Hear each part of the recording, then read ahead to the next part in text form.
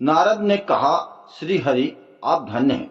एक बार नारद मुनि जी ने भगवान विष्णु जी से पूछा, हे भगवान, आपका इस समय सबसे प्रिय भगत कौन है?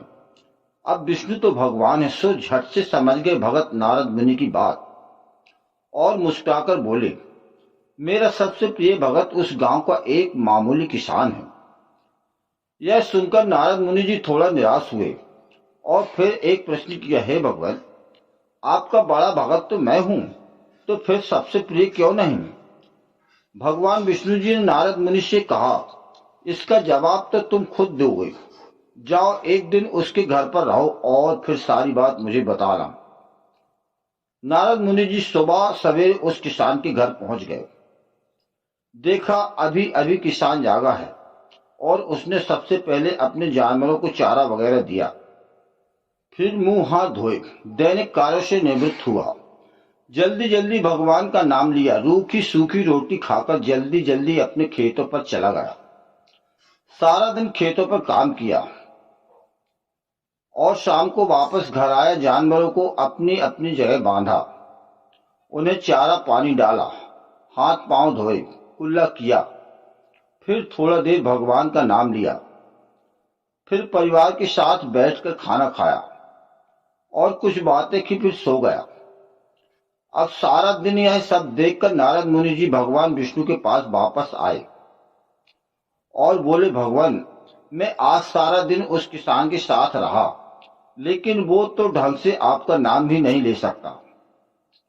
उसने थोड़ी देर सुबह थोड़ी देर शाम को, और वो भी जल्दी जल्दी आपका ध्यान किया, और मैं तो 24 घंटे सिर्फ आपका ही नाम जपता हूं। क्या अब भी आपका सबसे प्रिय भगत वो गरीब किसान ही है? भगवान विष्णु जी ने नारद की बात सुनकर कहा, अब इसका जवाब भी तुम मुझे खुद देना।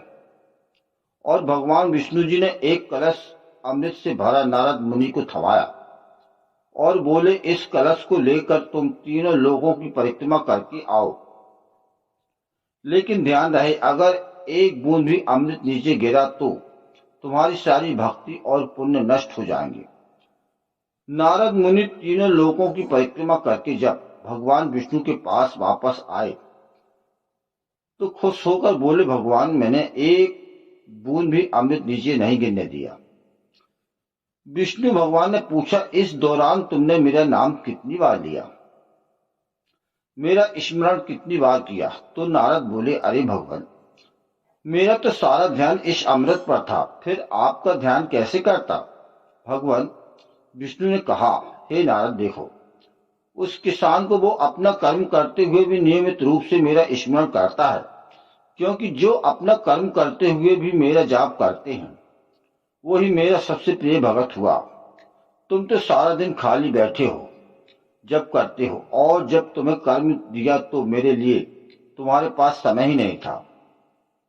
तब नारद मुनि सब समझ गए और भगवान की चरण पकड़कर बोले, हे भगवान, आपने मेरा अहंकार तोड़ दिया, आप धन्य हैं, धन्य हैं, धन्य हैं। कहानी अच्छी लगी हो तो चैनल को सब्सक्राइब करें। आपका धन्यवाद।